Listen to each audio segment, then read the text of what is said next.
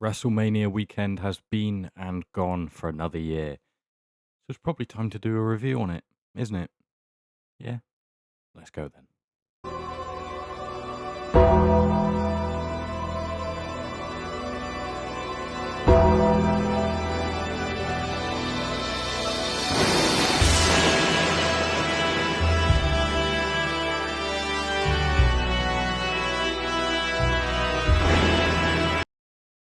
What's up, guys? Welcome back to the channel and welcome to my WrestleMania 42 weekend review. Yes, I am going to be looking at everything over the two nights. I was originally going to film my review of night one yesterday and then night two today, but I thought better of it and I thought I'd just do it all in one, which actually two parts would have probably made more sense because this was very much a two-part Mania. And a very different two nights, but I am going to be reviewing them together, but separately as well, because I'm going to go through night one first before I move on to night two. I'm going to do it in chronological order. I might get sidetracked at some points, but yeah, if you watch the shows, then you will know that it was kind of, well, I guess it's all subjective, isn't it? But you will probably see a bit, at least, that night two was slightly better than night one. If you don't watch the shows and you just watch these videos to keep up with what's going on, then fair enough. I'll try and be unbiased for those of you that haven't actually watched it. But yeah, we're going to start off talking about night one, which before we got to the first match, John Cena came out because he's the host, so that was cool. He seemed to get quite emotional because he got a big reaction. You're John Cena. He said he wasn't expecting it. He's literally John Cena. Anyway, he basically talked shit about the product, said it was polarizing, basically meaning terrible, bad build, and yeah. So this is what the shitty build for the most part of WrestleMania has got us to. We've got 13 matches to cover, 4 on the women's side. I don't know how many title matches, but anyway, 2 tag matches. The first of which was the Usos and LA Knight against Logan Paul, Austin Theory of the Vision, and I Show Speed, which we of course saw at the end. I Show Speed putting Logan through the pool table. No, putting Logan Paul through the announcers table, which was really cool. Cool spot for him. We saw, of course, I'm just going to put it back here so I don't have to hold it in place that whole time, but you can kind of see them on the edge there. The Usos and LA Knight picked up the win. The Vision thinking because Speed pushed, was it LA Knight into Logan Paul, who came off the apron, which wasn't really a big deal, but they were making it a big deal, and it's like Speed's messed it up, and then Speed gets, or was it Theory? Theory got BFT'd. Did Theory get BFT'd? I think he did. And 1, 2, 3, which is not what I predicted, but I'm very glad to see it. I think LA Knight needed the win and he should just move on now. He made up with Speed at the end of the match as well, which was nice to see, and we saw the big spot.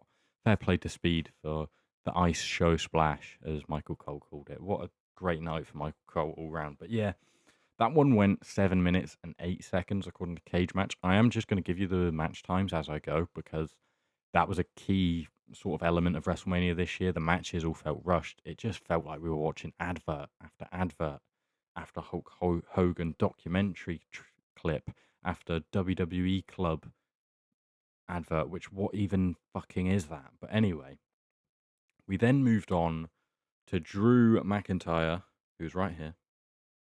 But let me zoom out again, sorry.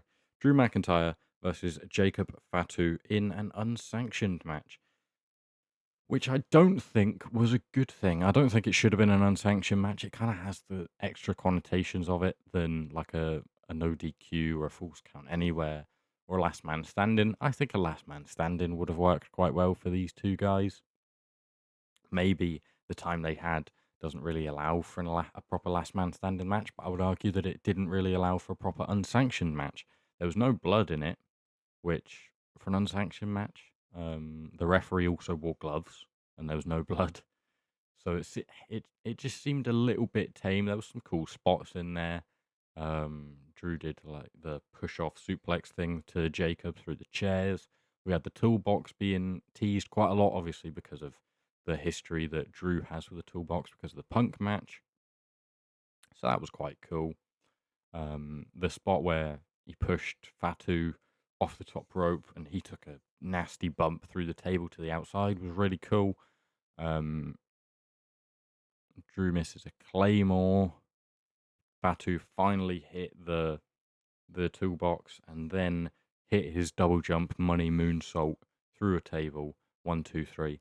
And I'm okay with that. I think Jacob needed to win this. I did predict that one correctly for a change.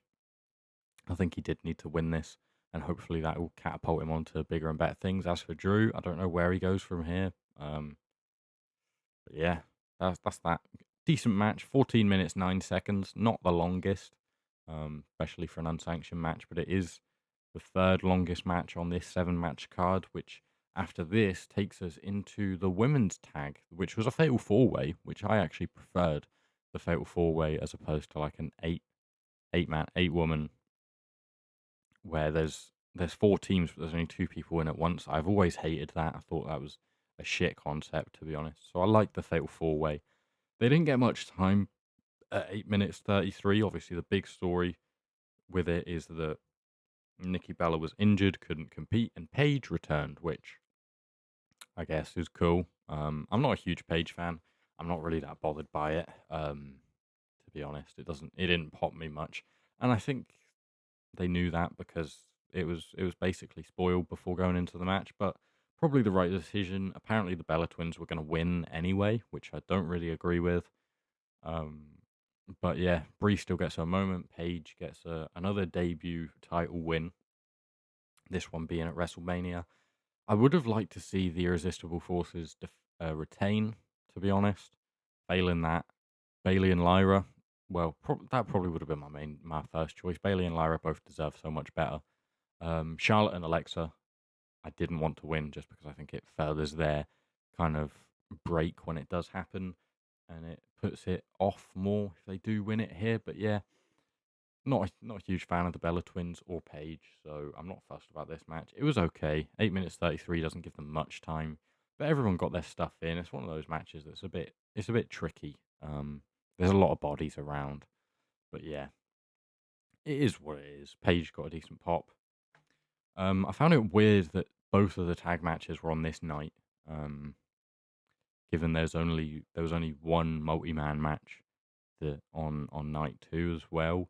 I just thought it was weird that they did both tag matches on night 1, and also 3 women's matches on night 1, which was weird because we go from the women's tag straight into AJ Lee versus Becky Lynch for the Intercontinental Championship, which I thought was okay. It was decent. Some of AJ's best work since being back. I don't think she looked rusty. She looked pretty good in ring. I like the stuff with Jessica Carr and the Becky Lynch storyline developing. Is Are they going to feud at some point in the future? Jessica Carr is a wrestler. She also wrestles for Evolve, I think. So are they going to build to a feud? I think that'd be cool. A cool way to introduce her and kind of transition her from being the referee to being a wrestler, which would be pretty cool. That's a story that's not really been done before. We've had special guest referees. We've never had special guest wrestlers from a referee. But yeah, decent match. Again, this one went the way that I thought it should have. Well, not again, because only one of them has so far. So I'm 2 for 4 on predictions. I did predict Becky would win. I also predicted that the Irresistible Forces would retain their titles in the women's tag. Sorry, I didn't mention that. But yeah, this one was. I think it was noticeably quite short. 8 minutes 15 isn't very long. Becky obviously playing the heel. I think she's a pretty good heel because she's naturally quite annoying.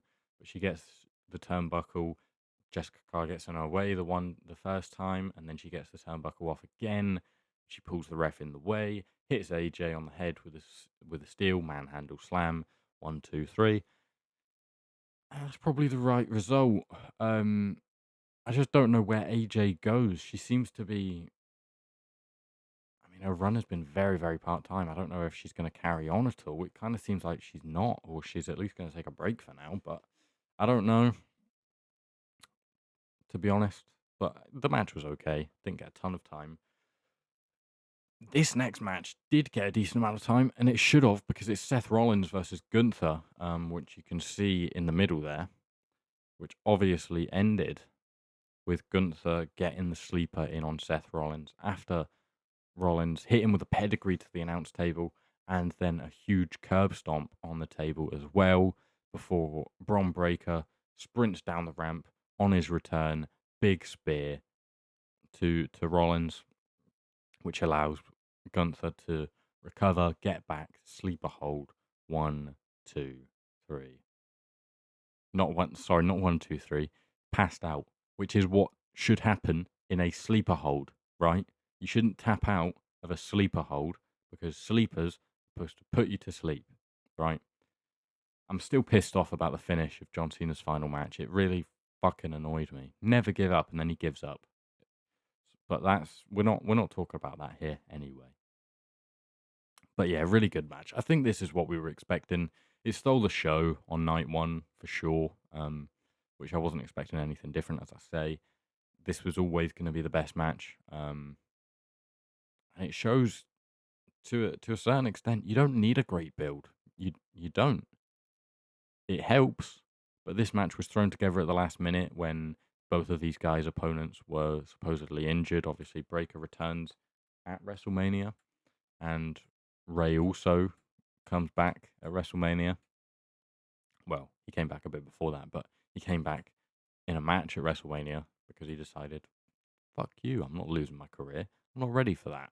But we'll get on to Ray a little bit later. But yeah, really, really good match. It started off strong. It started off with Gunther taking him out early on, which I thought makes sense because Gunther's obviously attacked him like that. And yeah, just a really good match. Rollins is the modern day Mr. WrestleMania, isn't he? He takes it seriously. His gear's always cool. The presentation's cool. But the entrances this year were a bit naff, to be honest. Not really impressed with any of them. Like, what did we get? The Vision got nothing. The Usos did their normal stuff. LA Knight got a truck that's just sponsored. Drew's Air, Fatu Air. None of the women's were really any great. AJ got the Cena WrestleMania 25 spot. Becky got a band singing her song, and they didn't actually sing. Gunther's standard. Seth comes out, really cool. Got the contact lenses in and stuff, which was nice to see. Sorry, there's a really annoying noise going on, but I've got to turn that off. Jesus, that's annoying me. Okay, it literally stopped just as I stopped recording to turn it off, which is... Oh, it started again. You're taking the piss. Okay, it stopped. Right, next, I'm going to move on from that match because I'm not really saying anything of note. And we're going to get on to, I believe, well, the second shortest match of the weekend, but the shortest match on this night. Stephanie Vaquer versus Liv Morgan, which was really disappointing. The match time, that is, not the match. I thought the match was okay, just very, very rushed. 6 minutes, 51 seconds for a women's world title match, which had one of the best builds in going into it. I thought is really poor. And I get that it's like it's the match before the main event, so you kind of don't want to tire them out. But this felt very rushed. There's some cool spots in there. Liv tries to steal the Devil's Kiss, and then Stephanie steals the Oblivion from Liv. You get the interference, which just felt like it's just Judgment Day shit, isn't it? They interfere. Stephanie seems to get the upper hand. She takes them out. She does the springboard to cross body to the both of them, and then Liv takes her out, throws her in the ring for an Oblivion, and wins the title, which I think is the right result, as was Gunther winning, which I forgot to mention, which brings me up to 4 out of 5, 4 out of 6, 4 out of 6. This brings me up to 4 out of 6 on predictions for night one. So yeah, it was the right result. I think Stephanie's had a good reign, as well, a decent reign. She's not defended a ton that I can remember. Not exactly a memorable run, but I think she needed to be given the belt because she's really over. I think Liv definitely has more matches to go forward with, more feuds to go into going forward, than Stephanie though. But she'll definitely be back to the top. Obviously it's tricky coming in not really speaking the language incredibly well, which is obviously going to hold her back a little bit. But she's a great star, and she'll definitely be back to the top. So I've got no problem with her dropping the belt here. As I say, Liv's probably got more interesting feuds to go into, including a Judgment Day breakdown at some point. Could we talk about how shit her theme song is as well? I know she sang it and everything, but it's just pretty awful, isn't it? Really, and it was actually like over half the length of time that the whole match was. If that's the reason why why they skipped through this so much, it's pretty shocking, isn't it? The noise is going off again. I'm turning it off. Anyway, we're just going to move on to the clusterfuck that was the main event of night one of WrestleMania, which is kind of what we were expecting because it's Randy Orton, the winner of the Elimination Chamber, against Cody Rhodes, the WWE Champion. And yeah, this is obviously the longest match of the night, being the main event. It went 22 minutes and 44 seconds. I'm assuming these are all the bell to bell times because obviously a couple of them had quick starts, like Gunther and Seth wrestled on the outside for a bit before coming back in the ring. Randy and Cody was, of course, interfered with very early on during the introduction. Sorry, Pat McAfee, the fucking dickhead that he is. Where are they? They're in the back there. Sorry, there's Cody and Randy in the back. Pat McAfee, the dickhead that he is, obviously interrupts, does the whole spiel about his guy, and then attacks Cody. Cody gets beat down a bit. They're beating him down, and then he's gonna. They're trying to put him out, aren't they? And then in Cody fights back. Da da da da da. Table comes, announce table gets stripped down and stuff. Pat's on it. Jelly Roll puts him through, and actually speaks some sense and says, "Give the people the match they came to see," which is of course Cody versus Randy without fucking Pat McAfee. What is the need for him in this feud? Which, to be fair, they have kind of rectified, because it seemed like they just took him out there at the beginning of the match, so he wasn't involved. From there, we got a decent match. I mean, I think it should have been more intense than it was. You know, we've seen Randy's turned on a long time friend here. He's hitting him with the steps and he's smacking him in the head with a chair on the steps and everything like that. And then we're working rest holds. Really? I, I know that there's the rumors that Orton was injured going into this as well, which I guess he's going to have to work a different style. Well, not really a different style because he works quite safe anyway, but he's going to have to be a little bit less on that. But it was a decent match. I thought working the back was quite good. That seems like a logical thing to do. Cody was more ruthless in the end, and then we get the ref bump. Randy takes out the referee Charles Robinson with the RKO.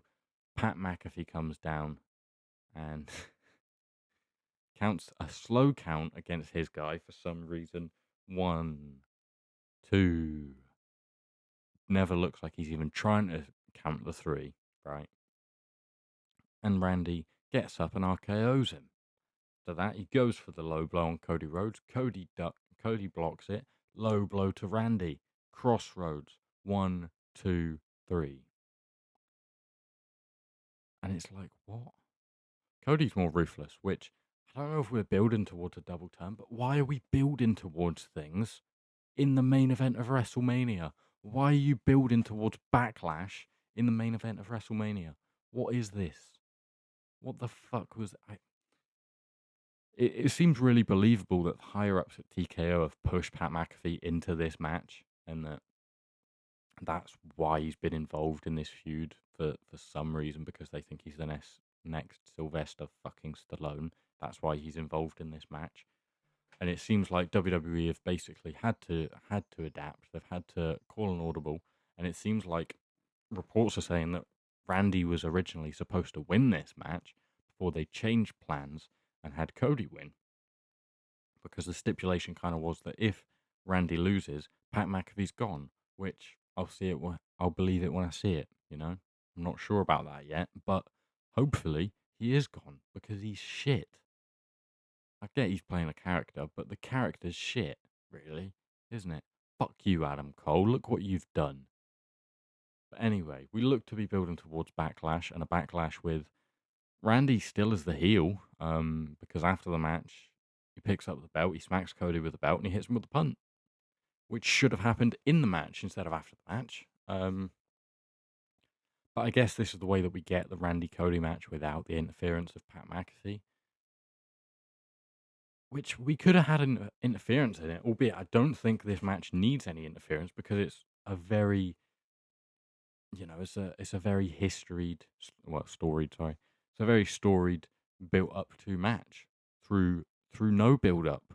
There's build up to it because they're just intrinsically their careers are linked together. So I think no interference would have worked. Ted DiBiase Jr. makes a ton of sense, and we're also hearing reports now that Aleister Black was originally in that role, was planned or pitched to be in that role where Pat McAfee was, which makes so much fucking sense and would have been so much better. Aleister Black, fantastic. That's the Dark Father gimmick that he's been wanting to do for years, right? I'm pretty sure that's what Adam Blampied pitched in his WrestleMania booking as well this year. But it could have been Aleister Black. Kevin Owens works as well, but I guess hopefully we go on now without any interference and we get the proper feud. Do we get a double turn? I'm not sure. But it does get better from here, at least WrestleMania wise. This one got a 2.79 rating out of 10 on Cage Match, which is pretty bad. Over on Dropkick, which is basically like the wrestling version of Letterboxd, if you're familiar with it, got a 1.9, which isn't great, albeit that's out of 5 stars, so it's basically like a 3.8 out of 10. But we move on to night 2, which was just so much better. The presentation was better, the adverts were still shit. But the matches were better, albeit they didn't get much more time. They got a bit more time, but not much more time. I mean, we have 2 really short matches on the card, and 2 barely go 10 minutes. So, but yeah, we start off with really the perfect start to the night, which was Obafemi versus Brock Lesnar. And it was only the perfect start because it went the right way, and Obafemi won because he fucking should have. If he lost, I would have been so pissed off. That is the most a match has popped me, and I don't know how long. Probably since Cody finishing the story. I was jumping around and going, "Yeah, Oba, yeah," all of that, doing his little fling the shoulder down the entranceway. Fantastic. He is a star. He's a star, and he should be a star. It's not like he's up and coming. That's him there. He's there now. He should absolutely. Oh, I'm getting a call. Anyway, as I was saying, Obafemi wins, which he just should have. And he won in great fashion as well. He takes the F5. He didn't no sell it. He sold it a little bit, but he gets up from it. Uppercuts, all that good stuff. No. Did he just hit him? That was before that, right? He dominated at the beginning. Brock hit him with the F5. And then choke slam from Oba. Fall from grace. Done. Career over. Rest in piss, Brock Lesnar. Oh, wait. He'd probably enjoy that. So, yeah. Just everything it should have been. Oba's a star. A serious company would feed Roman Reigns to him at Backlash. I don't think it happens. He should be a world champion at SummerSlam, though, because that's probably what WWE are going to do. We've already had that Cody Oba match a while ago at Saturday Night's main event, which, of course, didn't happen because of Drew McIntyre's interference. We didn't really see anything. Let's run it back. Cody, it's time, mate. If he makes it through to SummerSlam, Cody versus Oba, Oba should beat the shit out of him as well. But yeah, 4 minutes 46. It didn't need any more than that. Does what it should have done, and I'm fine with that. Which we move on to the 6-man ladder match for Penta's IC title, which he of course retained. Which I don't have a problem with, albeit I didn't predict it. I did predict that Javon Evans was going to get the win here, but he didn't, which I don't think is a bad thing. I think he should get a title win at some point in the near future, though. To be honest, but I don't think it really harms him. He had a good show, and he hits the OG cutter off the ladder to Rusev, which was a cool spot. Rusev took some big bumps in that match. He went through the ladder on the West Coast Pop. What else happened? The JD and Dragon Lee did the Spanish Fly off the ladder. Penta hits the Mexican Destroyer to JD, which he sold very, very well. There was a lot of cool spots in this one. I think Penta jumped off a ladder and hit Javon with a Mexican Destroyer. I did think at one point that he was going to win, and then Penta climbs the ladder and retains his title, which I'm okay with. I think that's a fine decision. There's no problem with Penta retaining, because he's not held the belt very long. So yeah, 15 minutes and 8 seconds that one got, and I thought it was a good match. Some cool spots. So it's what a ladder match should have been, and yeah, not a bad decision, booking wise. And then we get on to these guys. This is really awkward to film. It's Sami Zayn defending against Trick Williams in a 7 minutes and 7 seconds match. Why was it 7 minutes? I don't know. Why was Lil Yachty ruining Trick Williams' entrance with his really, really long coat, which was quite cool? I think he could have just won clean. Lil Yachty didn't need to get involved. Is Sammy a heel? Was that a heel turn? I feel like he was working like a heel in that match. He attacks Lil Yachty and stuff like that, but it wasn't really explicitly said, but it felt like he was the heel. Trick's obviously so over that he kind of naturally is the face, and they're booing Sammy because of his shit booking, because he's actually one of the most likable baby faces maybe of all time, and WWE and Triple H have somehow made him not as likable. This should have been a fatal four-way, though, to be honest. At least a triple threat with Mello, but Ilya should have been in it as well.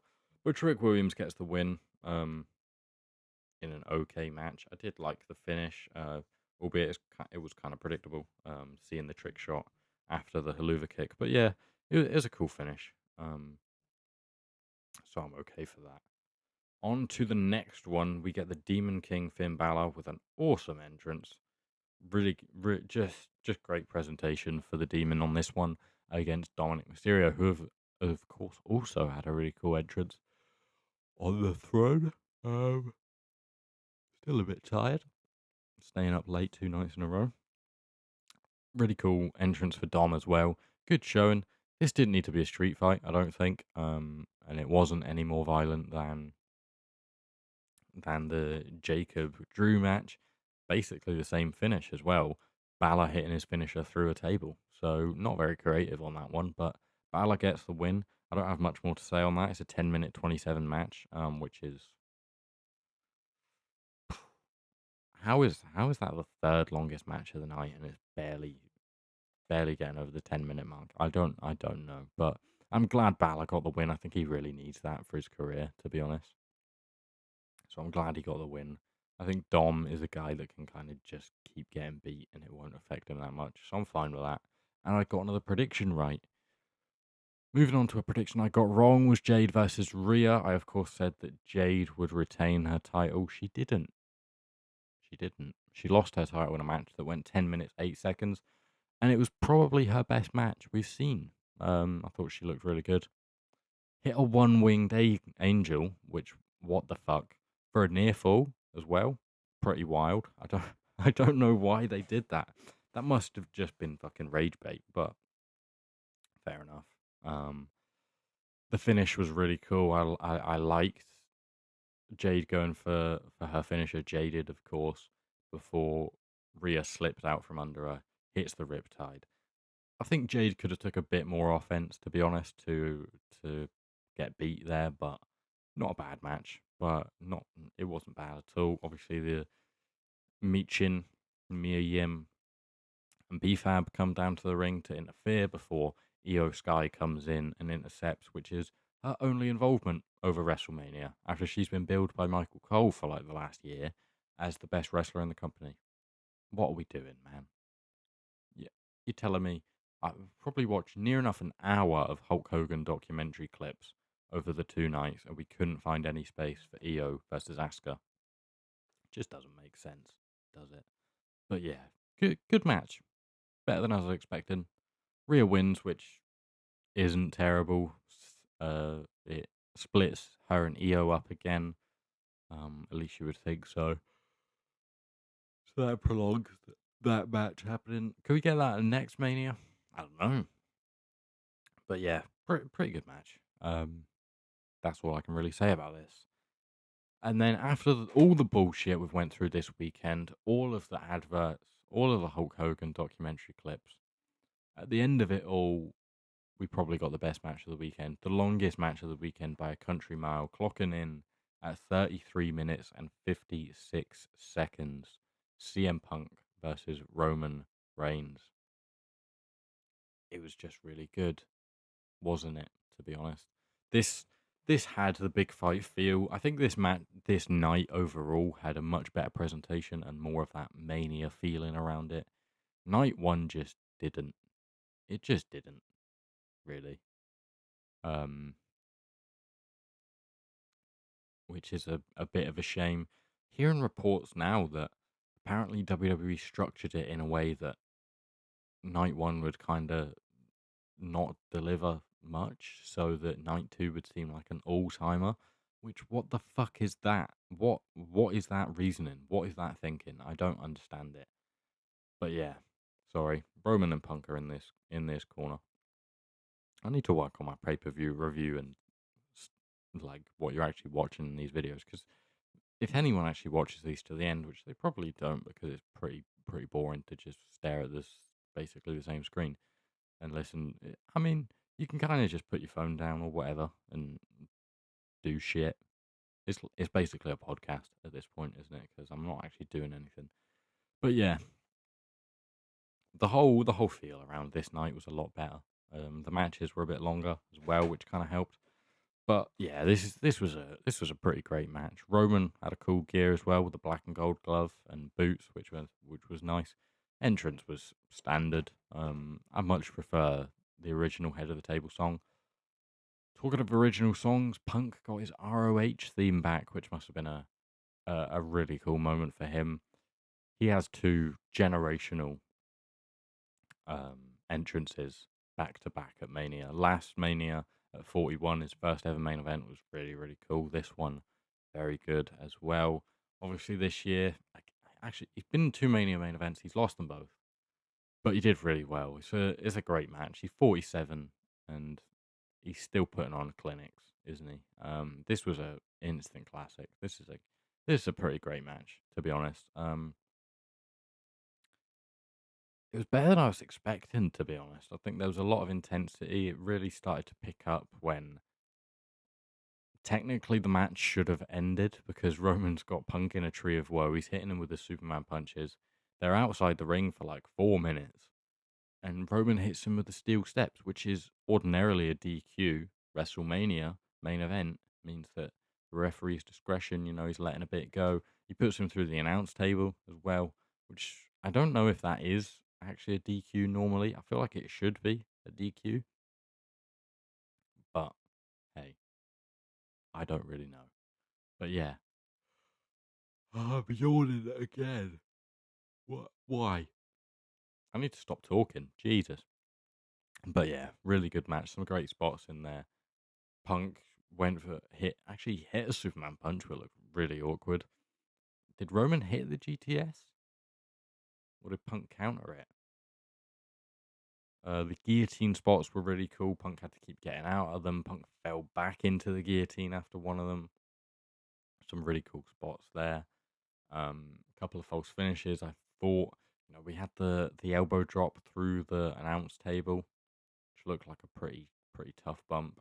A couple of near falls. I thought Punk had it once or twice, but ultimately Roman does the spear, the run, the double rope run spear, which is how he beat Undertaker at Mania 33 as well. But yeah, really, really cool. It was a pretty great match. And apparently Roman is going to be full time. He said till the summer, so maybe he's going to be full time for a couple of months, and then he's going to go off again. Maybe he's going to drop the belt in the summer and then go part time. But I don't know how his acting career is going. If he seemed to be kind of slowing down and he's doing all this acting work, and now he's all of a sudden going to be part time. I can't imagine he's just going to block out the summer and say, no, I'm not taking any sort of job. I'm not taking any acting roles because I'm dialed in again on wrestling. I feel like it's got to be a bit of a Black Adam situation, like the reason the Rock's been kind of back in wrestling a bit more because his career was kind of going a bit, you know. But we'll see. Time will tell. This one got scored a 6.56 on Cage Match, which is okay. A 3.6 on Drop Kicks, which is basically like what, 7.2 out of 10. Yeah, good show.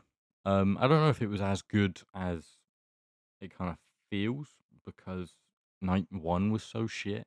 There was still wasn't a ton of wrestling. How long are we looking at? An hour there, an hour 10, an hour 17. Barely over an hour and 20 minutes still of wrestling. Which over like a 3.5 hour show is not much. On night one, we've got what, 21 minutes, 29, 37, 54. 60, 80. So yeah, there was actually a similar amount of wrestling in across both nights. Because we actually got two matches that went around 15 on night one, as well as the main event going 20 plus. So maybe the main event just kind of skewed it. But I mean there was one less match, so I guess that kind of makes a bit more sense. But we had the Hall of Fame on night one as well, which I forgot Bianca's pregnancy announcement. Obviously, Bianca Belair announced she was pregnant, which partly could be why that Rhea won against Jade. Because if Bianca wasn't pregnant and she's returning soon, we could get that Jade Bianca match at SummerSlam potentially, and I feel like she could have kept the title for that. But so yeah, we got big stuff happening here. But yeah, I'm gonna stop talking shit because I think I've covered pretty much the most stuff. Um, and no one's watching by this point in the video anyway. So yeah, if you did enjoy my just ramblings, then hit the like button, subscribe, comment, da da da da da. Can't be bothered saying the rest, but yeah, do all the good stuff, and I'll see you next time. Hopefully, goodbye, everybody.